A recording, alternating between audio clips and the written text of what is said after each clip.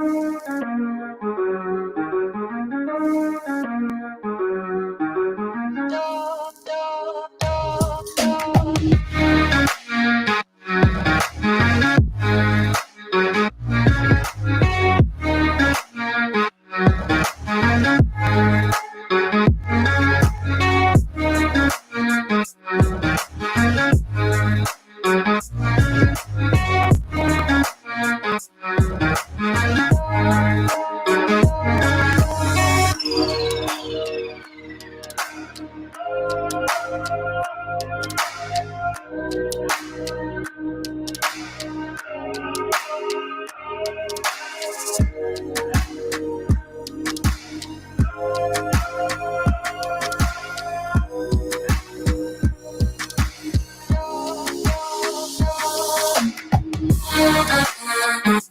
everybody, I'm Justin Bohn. And I'm Mike Val. And this is the Bohn N Zano Zone, where we are always on the lanes, off the charts, and on the mic.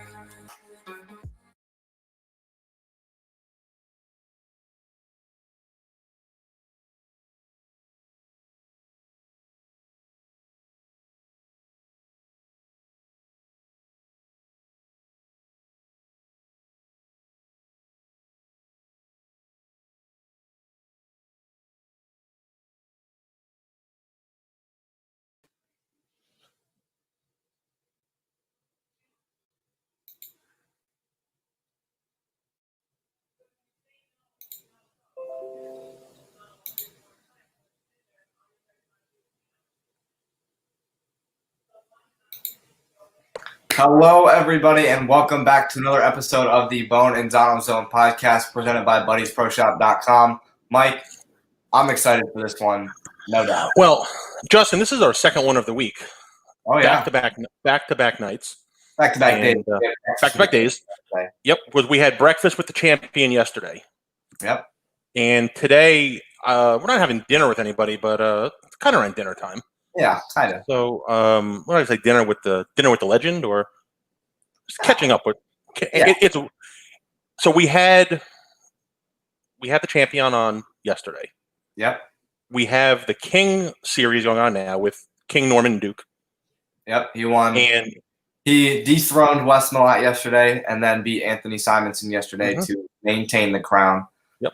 And we'll be back on tonight as well. And that show starts at 7, so as soon as we are done. You put on FS1, and so we had the King, or we're going to have the King this week, and now I guess I'm going to say just pure royalty. I mean, there's no better way to describe it. Yeah, no doubt. So we've had some big names on before. We've had your dad, we've had Belmo, but now I think we're going to the Mount Rushmore bowling. Oh, yeah. So I have the Mike intro ready for this one. I actually wrote this one. Yeah, no, this guy deserves a Mike Val intro. So I think without any further ado, I'd like to get this one going. Go ahead. So remember, Justin, I'm a little bit older than you are. So for me, I would bowl junior leagues on Saturday mornings. Yep. And then we'd have traveling league around the area Saturdays at 3 o'clock. But at 3 o'clock, every TV in the bowling center had ABC on because that was how it was. Bowling was always on 3 o'clock on ABC. And this was one of my heroes growing up as a kid. So we have royalty with us tonight, Justin. Royalty. Yes, and when I think of the Mount Rushmore bowling, if you're going to put my 5 guys on there, he's one of my 5. 29 titles, 8 majors. The first player to win Rookie of the Year and Player of the Year. The first player to win the Super Slam. 2-time PBA Bowler of the Year. The Bowler of the Decade in the 1980s. 1996 inductee into the Hall of Fame, the PBA Hall of Fame, and 2001 inductee into the USBC Hall of Fame. He has done everything there is, Justin. I mean, is there anything this guy hasn't done? Not a whole lot. No, he is now the proprietor of Mike Aulby's Arrowhead Bowl and the president of the International Bowling Museum and Hall of Fame. Justin, it is our honor to welcome the great Mike Aulby. And there he is, everybody. So you almost made me run the other way after that. Thank you for that. Thank you. Oh, Mike, you deserve every word of that. I mean, and Justin, again, when I was watching bowling as a kid, this guy was on every Saturday. I mean, Yeah. every week it was the Mike Aulby show growing up. It was just unbelievable. And It didn't seem like that. It's I met Mike for the first time. I was like 5 years old, Justin, at the Showboat in Atlantic City at the '88 U.S. Open. And when I was a kid, I idolized Steve Cook. I was always a bigger kid. I'm a bigger guy and brother-in-law. And Steve came out of a room at the Showboat, and I had a towel. So I ran up to him, and I like tugged his pant leg, which was so tall. And he signed my towel, and right behind Cook was Mr. Aulby. And he signed the towel, and I still got the towel somewhere. But Mike, welcome to the zone, and it's good to have you tonight. Oh, thank you. Hey, it's good to see you guys, and thank you for what you're doing for the industry, and all of us bowlers out there, and keeping us in touch with what's going on with everybody. And you guys are doing a great job. Congratulations. Thanks, Mike. We appreciate it. So before we get into anything bowling or super bowling related, how's life been treating you during the past 3, 4, 5 months, however long this thing's been going on? Bowling in Indiana, obviously, you being a proprietor of a bowling center. How's everything going? Yeah, we were able to open up the 24th of June. So, it like everybody else, it's been we feel for the people and, for the proprietors in California, New York, Michigan, Illinois, North Carolina. They're not able to quite get to the starting gate yet, and it's very frustrating. And, we've been very fortunate. We've got a good staff, and we're probably about 70% revenue of what we would be normally this time of year. Knock on wood, we've been very fortunate in the bowling industry to be, while this has all been going on, it's kind of our slow time. So, but our good time's coming up pretty quickly. So, for us, for what we tried to do from the start when we closed on March the 15th was basically we talked about every day how we would plan it if we opened, and it seemed like every day you readjusted your plan because there was new information. So, and I'm sure you guys have witnessed that and as well. You just got to be ready. It's just, it's nothing like any other, and there's no script for it. You just go by your gut and what's smart and what keeps people safe. And that's what we try to do. And what's like the capacity rule in Indiana? You had like a percentage 50, or? Yeah, we're 50%. So, we're doing every other lane or every other pair at this point. It's not affecting too much because the leagues, there's not a whole lot of the summer leagues because we really didn't get a chance to promote them. It's still more open play and things like that. We did a soft opening the day that you could open, which we invited 80 of our best customers, and we had 67 show up. And we did a buffet for them. Our staff fed them, or you could get a prepackaged meal already for you, so that there was no touching. We explained to them what we were doing. We bought electrostatic sprayers. We've got the UV light ones. We've got everything we can use and do. And to make people feel comfortable, and that whole idea was to get them to see what we were doing and see if there was any changes we need to make before we actually hit the starting gate. And the people loved it. If you look back at it, it was almost like nothing had happened. Everybody was so happy to see everybody and each other and to be in the bowling center. And at that point there was very few masks.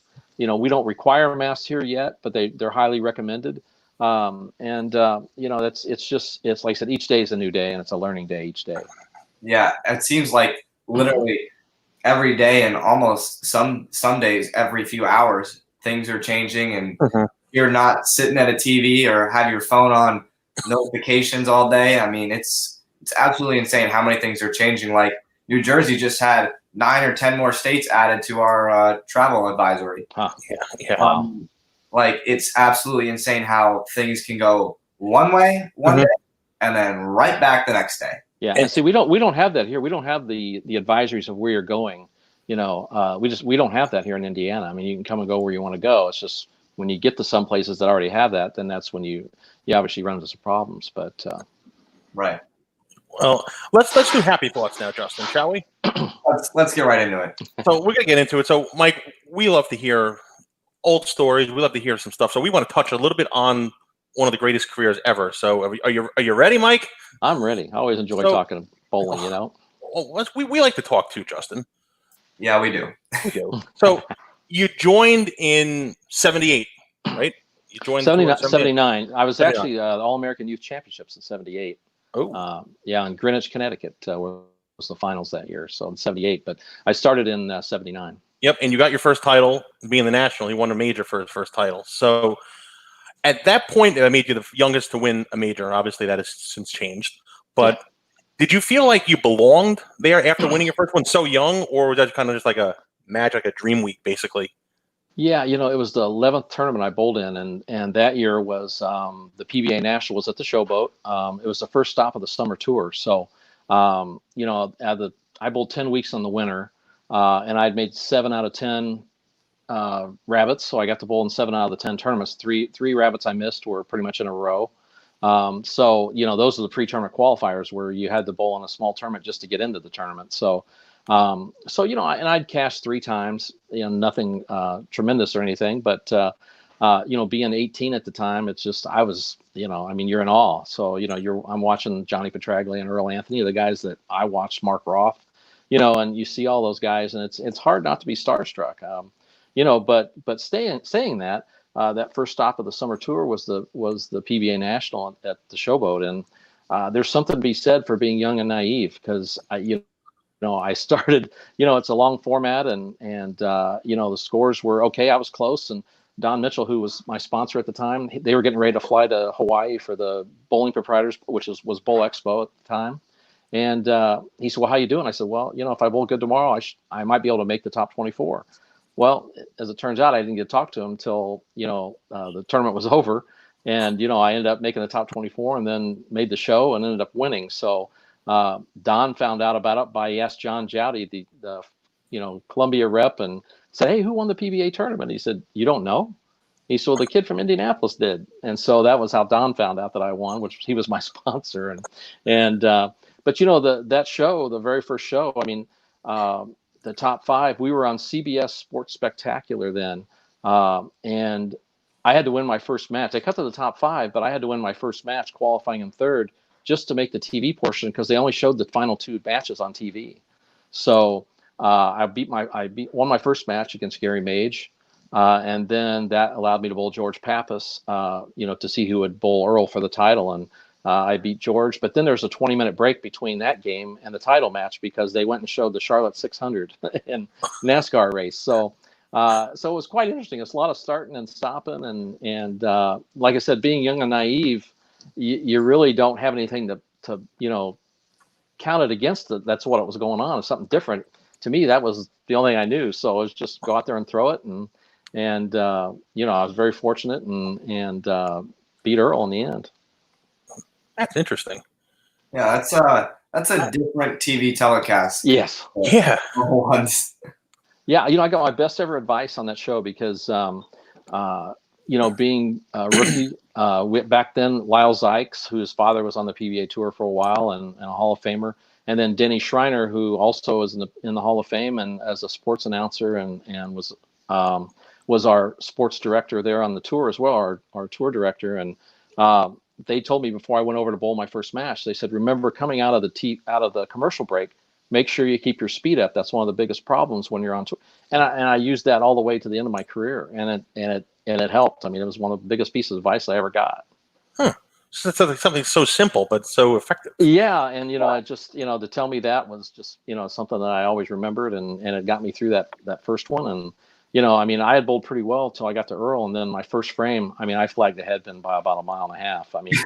Talk about keeping your speed up. It was just a 136. There it is. And so, and then you're sitting there thinking, well, second's not too bad. And I'm thinking, wait a minute, here I am. I've got a chance. I want to get out of these rabbit squads. So because when you won, you got out of the rabbit squads, and so I was able to beat Earl and got out of the rabbit squads. And then back then you were guaranteed with a major to get 7 years in the tournament champions. So it's phenomenal. So I said there's something to be said about being young and naive and just throwing the ball. That's like you, Justin, young and naive. Yeah. All right. So next one, let's fast forward a couple of years to 1985. You won 6 titles and the first player to win over 200,000. You won your second national championship but had to beat your brother-in-law, Steve Cook.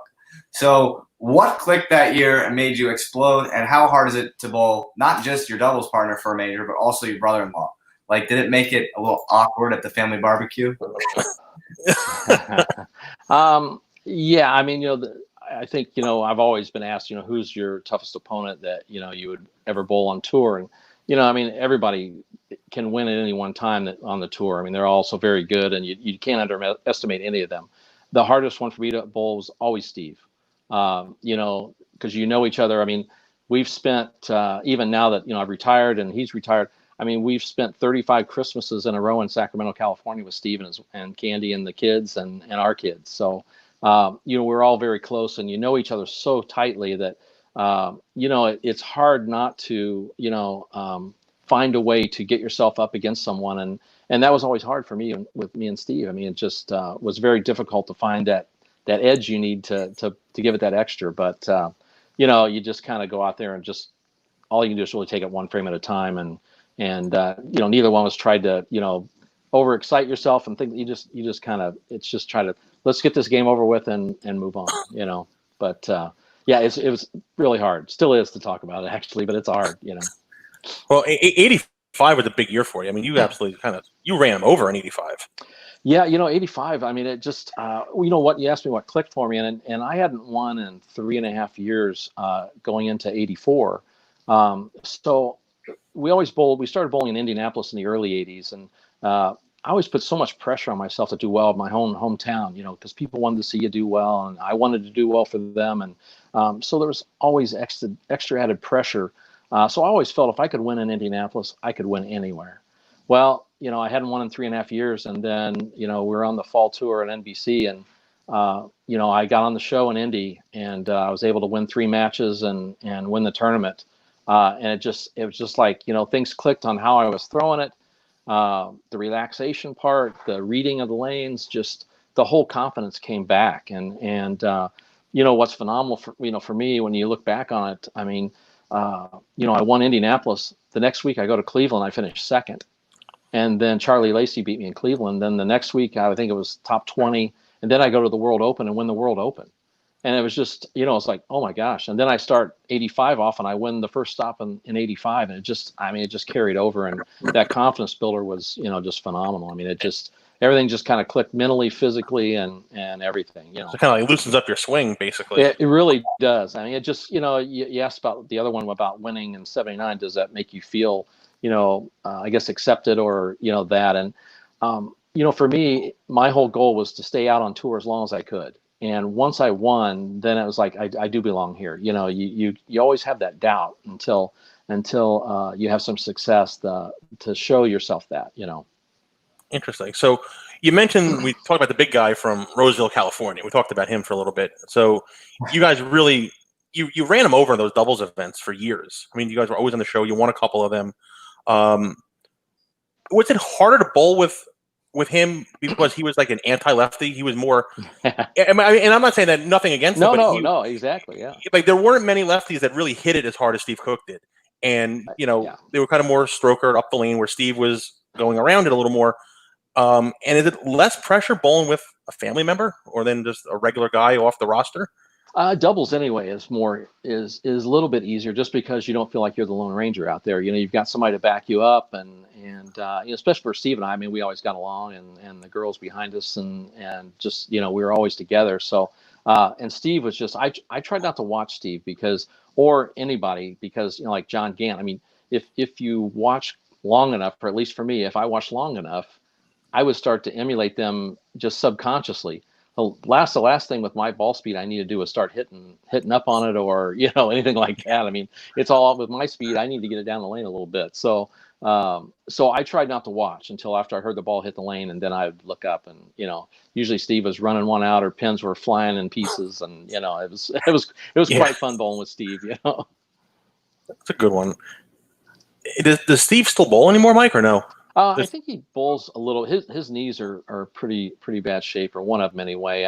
He bowls with us when we bowl the USBC Open Championships. We bowl with usually it's either the opening round or at least the first weekend. We bowl with Frank DeSocio from the BPAA, and we bowl with Pat Sanello, and just it's a good fun group of about 10 or 15 guys. And now we were getting ready to have about 40 guys because now we had Chris Chartrand from Kegel going to be there. Marshall Holman bowls with Tom Clark, and so it was a great group that we've started to have, and the dinners are getting bigger and bigger, and it's just a lot of fun. A lot of memories for sure. We can touch on that later, Justin. Sure. Oh yeah. Oh yeah, we'll touch on that stuff later. All right, so 1989 comes around, and you won your U.S. Open title in Oklahoma. And from what I remember, or at least when I went back and watched it, they were very, very difficult, and you were playing around the fifth arrow. So for those of you who haven't seen it, we've got a quick clip. Oh, boy. Brooklyns? How many Brooklyns do I have? No, this is the one in the 10th. They were hard on that show, Mike. They looked like they were really hard. U.S. Open will be at Woodland Bowl. Yeah, they'd hook real early if you didn't watch it. Oh. Thank you so much for Technical difficulty. Of course, I made another one. It happens. All right, let's try this. Live shows. Yeah, exactly. We don't have that 30-second buffer. Yeah. Next year. That's a winner. That's a winner. Mike Aulby won his third major. Chief Lipinski, the executive director of the BPA, will come out with a blazer. Don Hillman. So obviously they were hard at that event specifically. So They looked like they were impossible. was that the toughest pattern you won a title on? Yeah, I don't know. Yeah, I mean, it was difficult because I mean, I qualified 24th, so I was able to get to the show and but yeah, they wanted to break anything that hooked a little early. I mean, was something I wasn't really excited about. And I know Jess Stayrick was on that show, I believe, and but then I bowled Jim Pensick, so it was tough for both of us inside because they really they broke down early and. It was pretty much kind of jamming them in there a few times. You just try the high hard one to get it flush. Right. Did you see? I mean, you were really never forced like that far right ever. Yeah, right? I mean, there's sometimes you were. Yeah, I mean, I won Tucson playing. Probably around, and Tucson was it was 1980, probably my second or third title, and it was in around 20. But it was a much better reaction. I mean, I averaged 236 there, I think, and hang in there. Yeah, it's a little different when you can relax and throw your normal game. But when you're trying to finesse, around fourth or fifth arrow, I mean, there's a couple times you let it out of your hand, you see it go over the pocket, and you're getting ready to duck because you're afraid there's going to be a bunch of pins coming back at you, except for the 7 and the 9, and maybe the 5. So let's go to the 90s, Mike. And I guess the biggest change, a little more mature in the 90s. Well, a little more mature, and there was one thing that kind of was introduced in the 90s. The old resin bowling ball was introduced in the 90s. So I hate to say it, but a lot of guys were really like affected by it, and they were killed. I mean, killed a lot of careers with the going from urethane to resin. It didn't really seem to phase you very much, right? What did you do that like the other guys didn't do? Like, how did it affect your game as much as everybody else's? Well, I think part of it was, I go back to a lot of, I think it's a lot of the mental game for me. It was just a matter of, one shot at a time. And I really tried not to over analyze things. And, if I could hit the pocket, I didn't care where I had to play or what I had to use or how I had to do it to get it there. But for me, when that Excalibur came out, I think it was the first or second week of the year it came out. And, I was able to get one. And man, that ball, you talk about somebody, it looked like somebody just kicked it, when I got in the back part of the lane, it was just like a shot out of a cannon, and here I am, 379, big 5, 379, big 5, big 5. It's like, whoa, get this thing out of my hands, but then later in the year, Brunswick came out with their Rhino Pro, and it just, it's just so much smoother for me. I was able to get that ball to set up and roll out a lot of times, and it still had punch.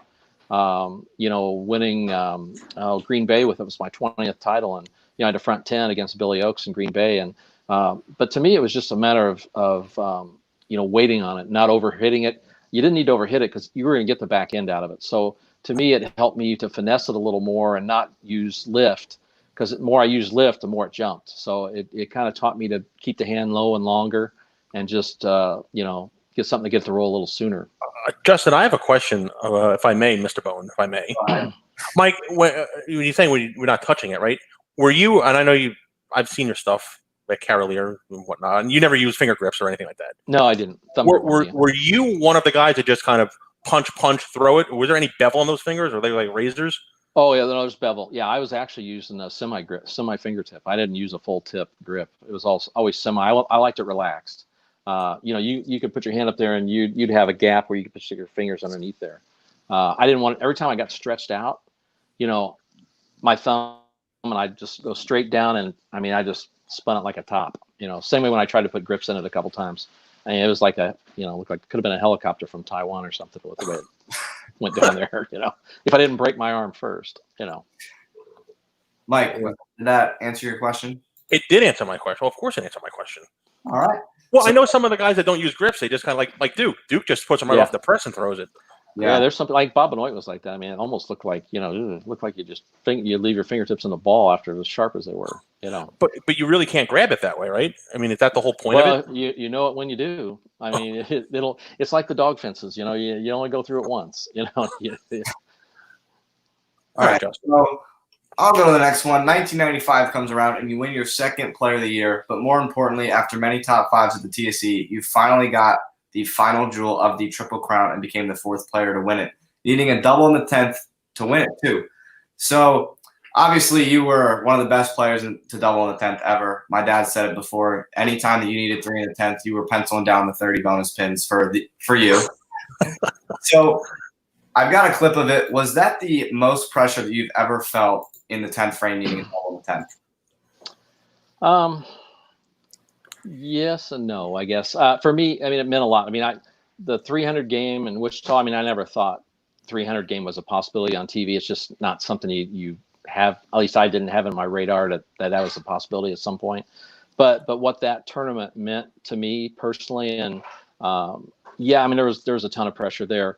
And I felt like I had a good look and I was just trying to get back into it after I left a couple 6 pins and I got behind and then Bob Spalding leaves a blowout 7-10 and I think the 9th and he throws 3 in the 10th to force me to double. But I just at that point I'm just asking for an opportunity. Just that when you keep your head down and you take it one frame at a time, just give me an opportunity to win. And the first one, the 10th was good, and the second one I was trying not to overhit it, and I pretty much left fingerprints on it, but it had enough on it to get back and got a pretty good light mixer and very fortunate. But I go back to my pre-shot routine as why I was able to have some success in the 10th frame. And as you guys know, as bowlers, it's easy to overthink, and to me it was all about knowing what I was going to do before I got up there, and usually it was watch your target all the way through till you see your ball roll by it, heel toe, which told me to keep my weight back, and then unless I was trying to do something else like keep your palm up, those were the things I always used. And once I got into those and I said those words, you truly go into the zone, no pun intended. It's just, you go into that, you just get yourself mentally into that, and it's just another shot. It's not what it actually means. It's just a shot. Mike. Yes, sir. Do you want to take a look at it? I would love to take a look at it. All right. What a load that is. In all the positions he's been in, Chris, all the events he's won. Don't tell me we have more ads here. Position as important as this in anybody's career. This is the biggest tournament, and for Aulby, he could close out the Triple Crown. Must strike of the next 2 balls.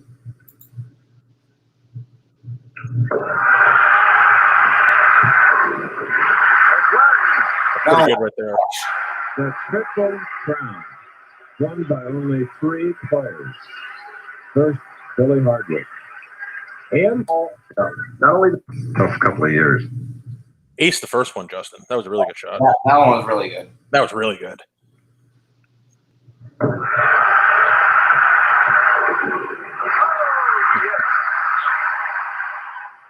Look at Spalding.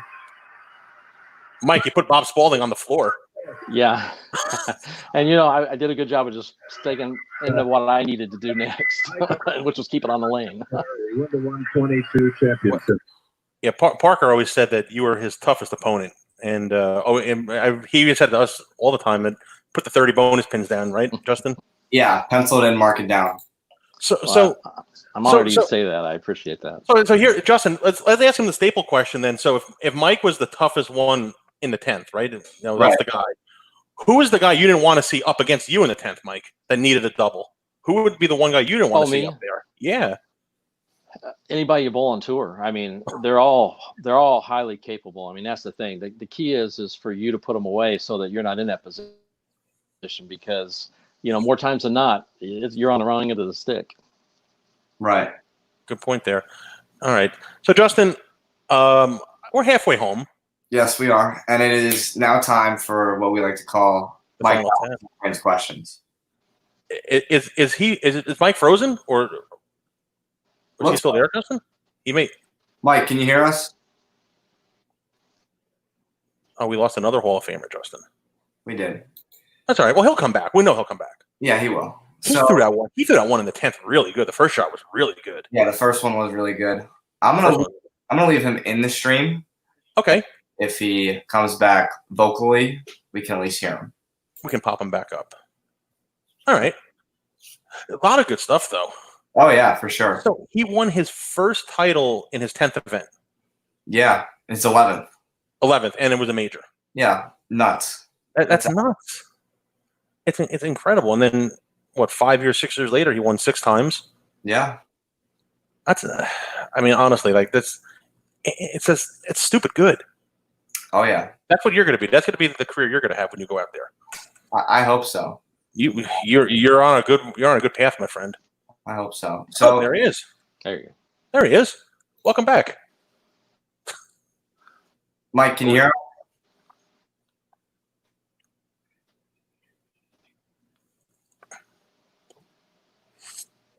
Still having technical difficulties there, Justin, I think, right?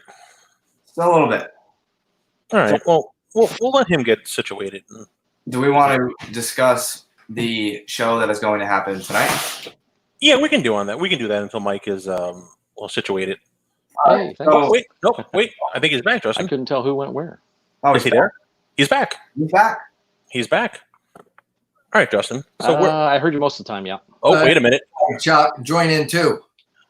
It's kind of breaking up a little bit, but is it on my end or your end? I think it's you, Mike, but we have a special guest joining us, Mr. Aulby. I'm here. I can hear. Yep.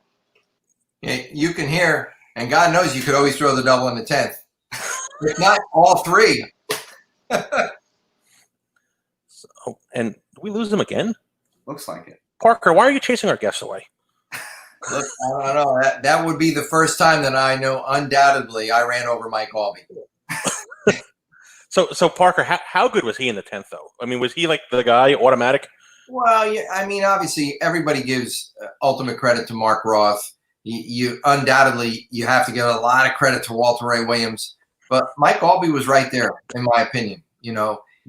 So many times I knew that when I sat down, if Mike needed 30 pins in a 10th to beat me by a pin, I was ready to put the 30 pins under his name, especially if he got the first one, because the next 2 were automatic after that.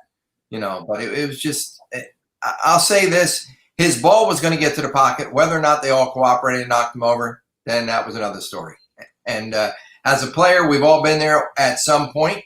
It's a great shot off your hand, but I'll say this, the man upstairs determines how many of them, or if all of them happen to fall over. That's a good point. Oh, and there he is again. He's back.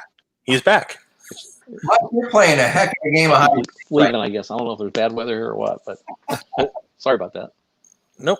Can we hear him, Justin, or no? Yeah, we can hear him. We can hear him. I think he's frozen again. A little Come bit. back on. There we go.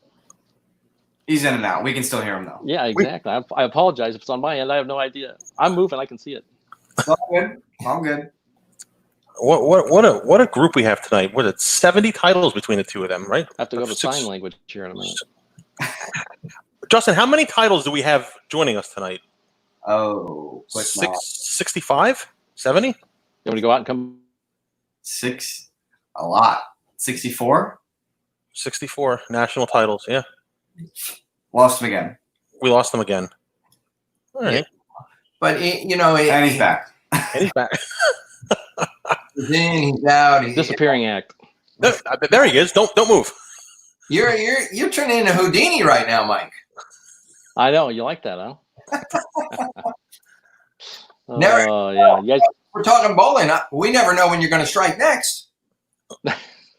well, not much anymore. So Do you still bowl, Mike?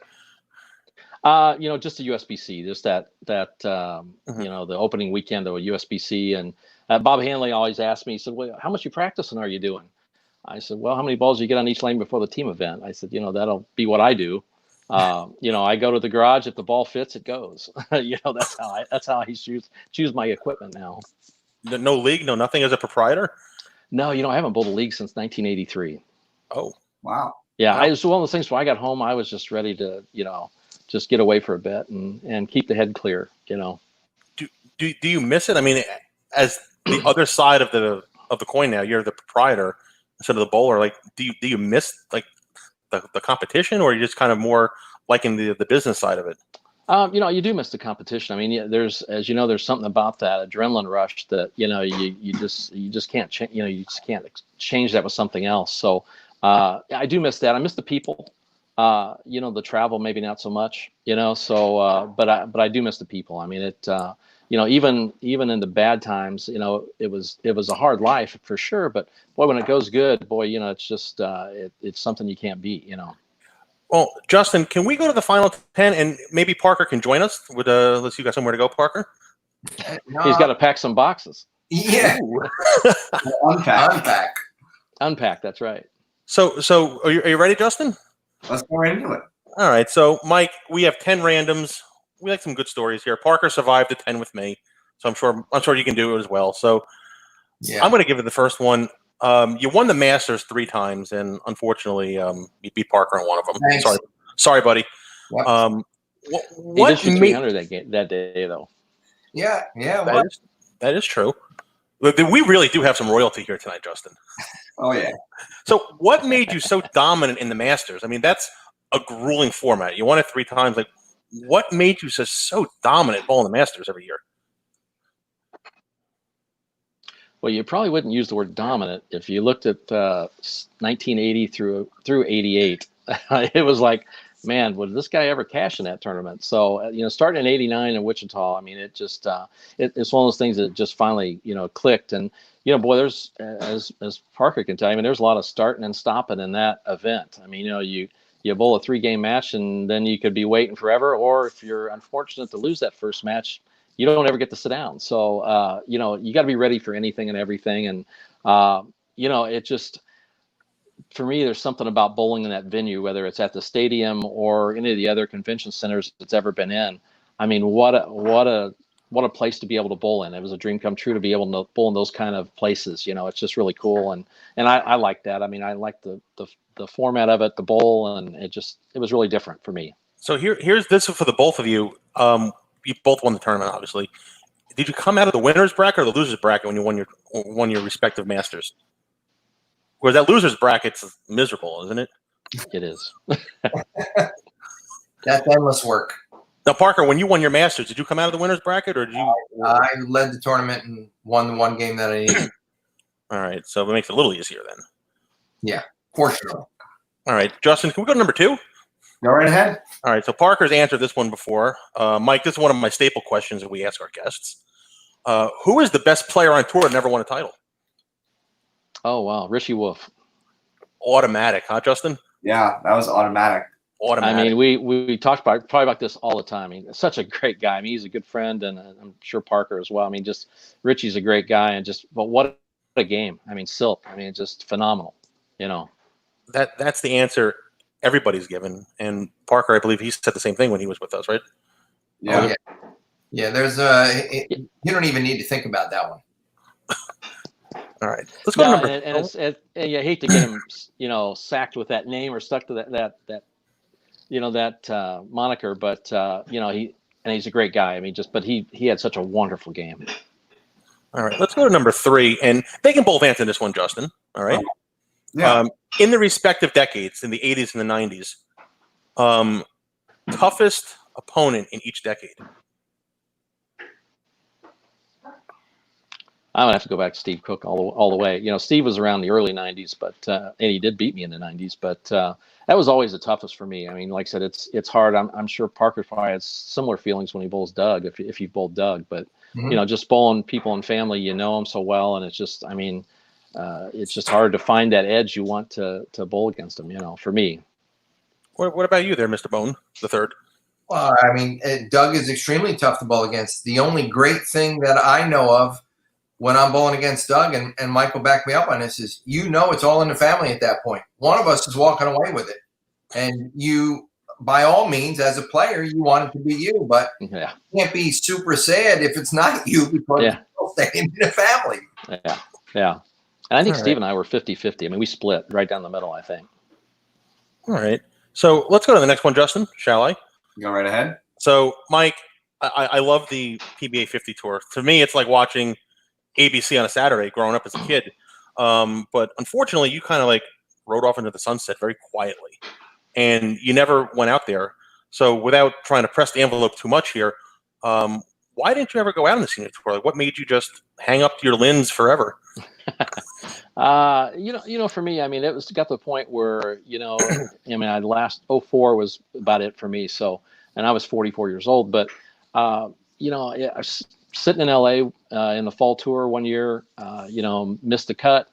You got my son's playing hockey, he's doing things, and, my daughter's just coming around, and it's just like, what am I doing here? And I didn't have the drive or the desire to continue to practice and work at it hard enough to keep up with the younger guys.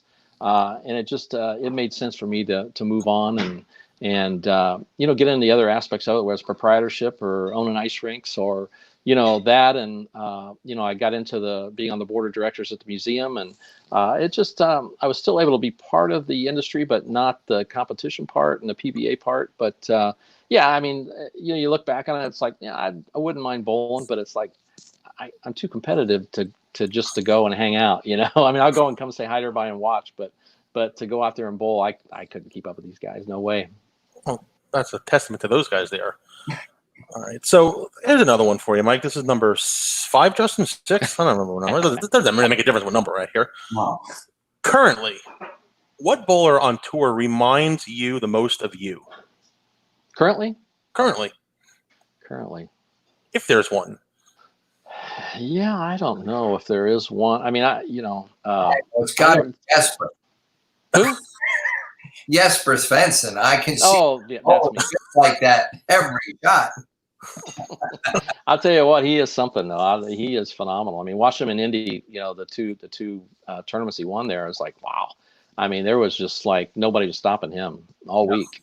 I'm in awe with the guys that are out there now. I mean, it's just Anthony Simonson and I mean Belmonte. I mean, it's just the way they carry themselves. I mean, Parker, you and Leslie have done a wonderful job with your children, and I mean, obviously Justin, what he's doing now. Not only on the lanes but off the lanes. I mean, that to me, that's what's so cool about it all, is that it's a much different business than it was when I was out there. But it's a lot of fun to watch. I mean, I truly enjoy it, and everybody holds themselves up and professionally, and whether it's throwing the ball or the things they're doing off the lanes, it's wonderful. Mike, thanks for the credit there, but I'll take 1%. I'll give Leslie the other 99. Well, I'll agree with you on that, but okay. Great minds think alike there, Justin. Oh yeah. All right. So we got a question in the chat. I think I would actually like to hear the answer to. Absolutely, my friend. Howard is saying, hello, gentlemen. How are you? Question, who were your idols growing up? For both of you.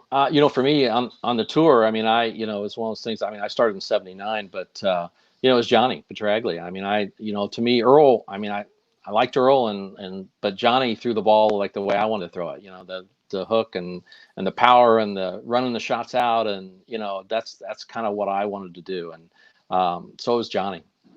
Well, obviously, being left-handed, everybody wanted to do what Earl did. Yeah. But, here locally, if it wasn't for the three guys, Dave Davis, Roth, and Petraglia, how could I not give all three of them the credit where credit is due for allowing me the opportunity to be where I am today? So equally aboard there in their own distinct way, they all very, very much had a threshold on my career. And you can't get any better than those 4 guys, right? Or 3 guys, rather. I'm sorry. Oh, yeah. All right. Let's go to the next one here, Justin. This is a different one. This is kind of a different one. And I want to ask this to both of the legends here. Which era on the tour had the most talent? 80s, 90s, or the 2000s? And then I'm saying that because that's when you guys were out on the road bowling competitively. Yeah, I mean, I think, those questions always came about, like, say, in the early 80s, when guys started to really hook it compared to, I mean, because back in the 70s, even early 80s, I mean, you still had Roy Buckley and you still had Schlegel and you had guys who threw it really straight. So there was a lot of talk about that. Oh, we're more accurate. These guys hook it more, So to me, no matter what era it was, no matter what bowling ball it was, I mean, to me, I think the same talent is still at the top. It's just a matter of how they grew up, how they learned to throw it, what equipment they had. I think if you grew up in that era and you were a pro and you were good at it, it didn't matter what era you'd show up in, I don't think. Parker's nodding his head. All right, so not even a rebuttal there. So that's a good answer, Justin. I just got to put it in my place. Oh, yeah. All right, so here's a good one for the both of you. Who do you think is more revolutionary in the change of the game, Roth or Belmonte? And they both have had their influence on the game. Oh yeah, most definitely.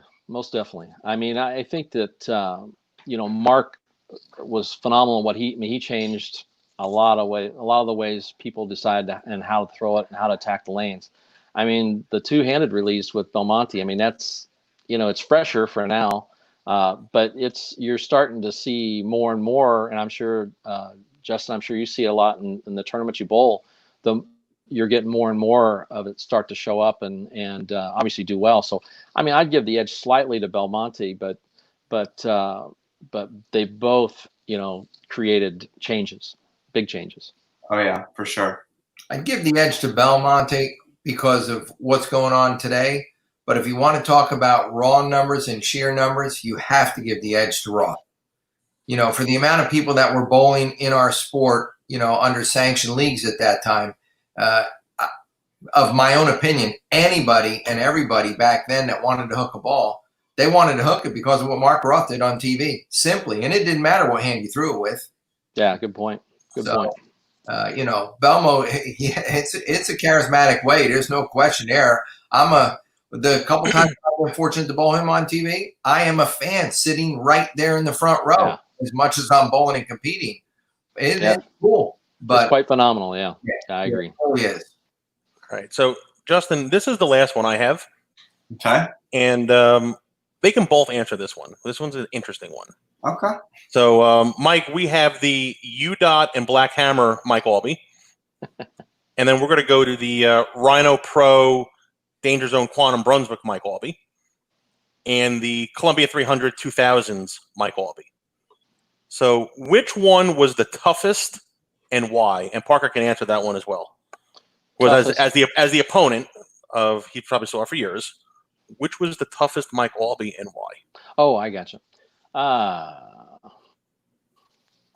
I would say, I mean, I think that I guess they both have a lot of positives to them. Columbia was a different look for me. It kind of created a different type of role, but the Rhinos gave me a lot more options because there was more ways. Brunswick at that point had dialed them in to where you could pretty much have different ones for different lane conditions. So I would say I still have to go with the Columbia. It's close. It's very close. The 2000s not even close to the other two. What about you, Parker? Which was down the middle for that one? Parker, which was the toughest Mike Aulby you saw out there? The toughest Mike Aulby that I saw was probably in that early to mid 90s time frame. When Mike got things figured out, and it wasn't even just then, but I'm just going to start it with that era. When Mike got things figured out, you know what? Everybody else was bowling for 4 spots on the show because Mike was going to be about 500 ahead of everybody else. And that was it. It was without question. He might have looked like he was struggling the week before. Maybe he didn't cash. Maybe he barely got a check. And, you might look down there and go, hey, man, what happened to Mike this week? And that's all right. The very next week, it'd be Friday afternoon, and you're looking at the leaderboard, and Mike's 420 pins ahead of the second place guy, and everybody goes, okay, we're bowling for 4 spots tonight. That's a pretty good answer. Thank you for that. I appreciate that. Thank you. Just call it the way I seen it. Justin, I have one that just popped into my head for the both of them, where they both accomplished the same thing. So, more pressure, shooting 300 on TV or winning a major on TV? Yeah. Well, Yeah, I mean, it's they have their both of them have their issues. For me, the 300 was, I bowled David Ozio. I mean, he shot 279. So I mean, I need the first one at 10th to win the darn tournament. You get 8 or 9, and you're looking at a tie or loss. So I mean, once I got the 10th one, the 11th and 12th were, I mean, they're never easy, but they were much easier than the 10th one. Let me put it that way. But the majors are something that it's not one game. It's usually 56 games or something like that. So in the long run, they probably mean a little more. You get a little more show out of the 300, but the majors are probably a little more. The majors are definitely more meaningful. There's no doubt about that. But the opportunity to bowl 300 on national TV, you just pencil yourself in for the front 11 and say, I'm going to get up there and throw the 12th. It's like everything else when you're bowling. It's one shot, one frame at a time. And all of a sudden you realize in the 10th frame, oh, hey, by the way, I got them all. So now you're trying to put on a show for the fans that really want to see you succeed there in the 10th frame. So, I'll say the notoriety comes for the major, but the 1 or 2 opportunities you get when you've got the front 9 or 10, you want to seal the deal at that point, and you want to do it for the fans. Yeah, I think it was for me. It was Green Bay. I had the front 10, and I left a 3-pin, shoot 289, but I won the tournament. But it was a downer. I mean, it was like you kind of left something on the table. But when if I didn't shoot 300, I mean, I think you get a little more disappointed at times too. You get, because there's just not that many opportunities to get there to do that. Very true. Justin has good stuff there. So he survived my 10, Justin. Yeah, he did. And I got one more that isn't really related to bowling a whole lot. Sure. Oh boy. So you mentioned when you decided you were going to retire, you mentioned how you were watching your kids. So what do you like to do in your free time now that you aren't bowling a whole lot? I enjoy collecting. I mean, I enjoy photography. Photography a lot, which is really difficult right now because normally I'd already been to the Indy 500 and, I'd be going to the Go Bowling race and shooting the pictures for the bowling industry. So, I mean, I really get into shooting the pictures and have a lot of fun with that. And, one of the best parts about shooting the Go Bowling races is in the tent where they have the lanes. I mean, I got to meet Jason Belmonte a few years ago when he was the pro, and last year I got to know Kyle Troop pretty well from shooting pictures of him there, and that's something I have a lot of fun with. I dabbled in it. Don Mitchell, which Parker knows Don very well, and Don gave me a camera back in 1980, which is my second year on tour, for something to do when I was on the road, and I've been a photographer ever since. All right. So, Mike, you're a big collector. So, what's your prized possession there for your collectibles go? What do you got there? I've got some baseball cards from the 50s and things like that. I've got John Burkett autographed jersey. I mean, I've got some jerseys around, but bowling stuff. I've kept almost everything of my stuff, and I was glad to hear Justin say that Parker's got a lot of his things, and and like I said, I think Justin's going to be carving out part of the basement for himself as well. Yeah. And probably Brandon and Sydney as well, I'm sure. But and we know Leslie has some stuff to put up as well, I'm sure. So but collection. I'm a big collector. I enjoy getting online and collecting old bowling memorabilia as well, and not necessarily just my stuff, just anything. Mike, you'll have every 300 ball you ever bowled with. 300, 800, and titles. Yeah. Yeah. So add those up. Yeah, I'm about in the 110 range, I think. Yeah. Yeah, Tammy's probably got a better count than I do. But what was the last ball you shot 300 with, Mike? If you haven't really. Oh gosh, boy, now we're talking about a long time ago. That would have been probably it might have been this week. It might have been a pro hook back in like 2002 or 2003 when they were really hooking. If you remember what a pro hook was.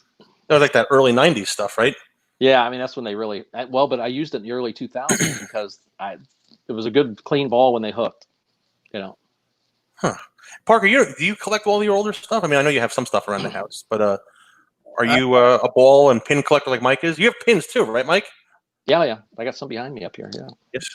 I don't have near what Mike does. I'll say that. And Leslie has said for years, I might roll 300 with a ball out on tour, and a couple weeks later she'd say, "Well, where's that ball at?" I said, "What ball? The one you bowled 300 with a couple weeks ago. What about that?" Oh, I gave that away.